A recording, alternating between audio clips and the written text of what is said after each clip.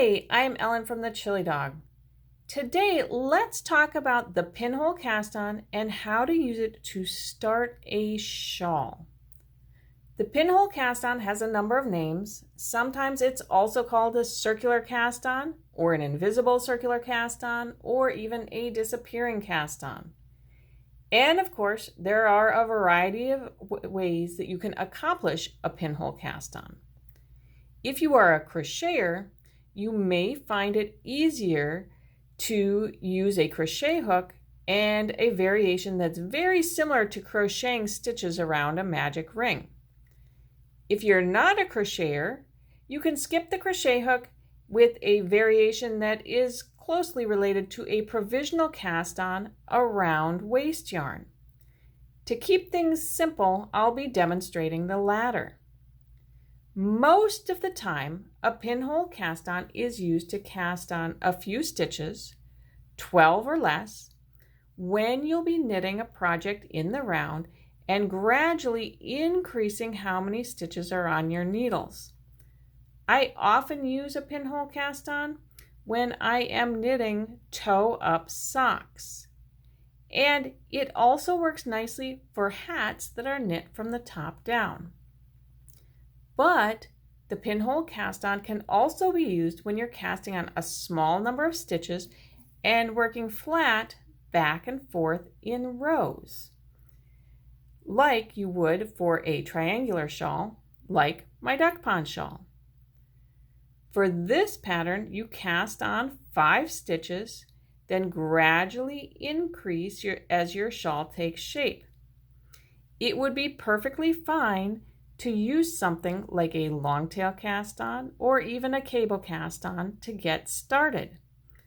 However, those methods would create a flat, blunt edge.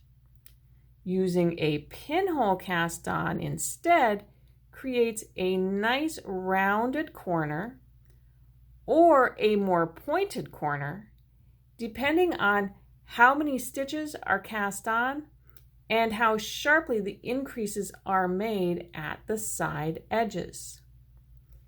To start a shawl with a pinhole cast on, you begin by looping your yarn around your finger, and this is very similar to a magic ring if you are a crocheter. Then you're going to alternate, doing a yarn over and knitting a stitch through this ring. Just remember, you always have to end by knitting a stitch through the ring.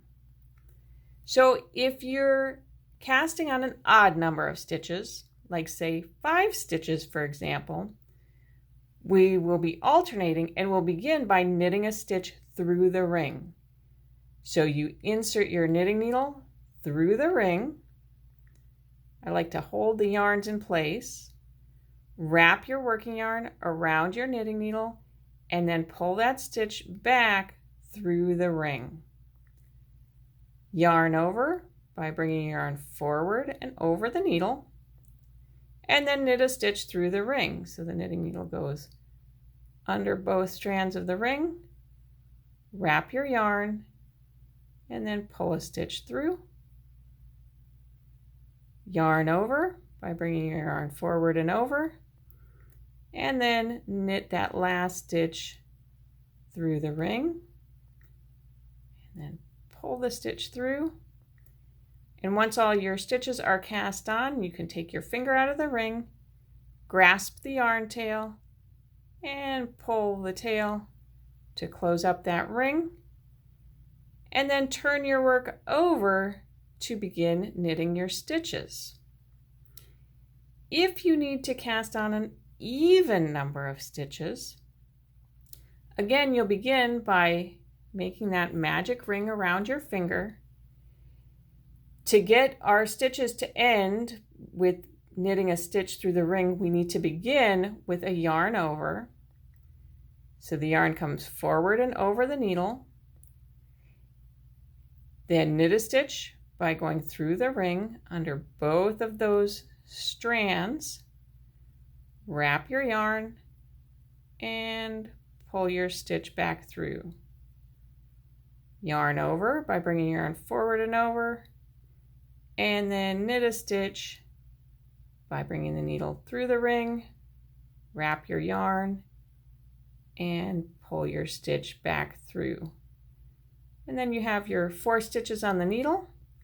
Again, your finger comes out of the ring, grasp the tail, pull it to tighten things up, turn your work over, and then you can begin knitting your stitches. To weave in the tail at the end, I often use a yarn needle to pull it one more time through those first cast on stitches and then secure it by weaving it into my fabric for at least an inch or 2. I hope you've enjoyed this Mastery Minute. If so, make sure to tell your friends about the Chili Dog's helpful tutorials and patterns.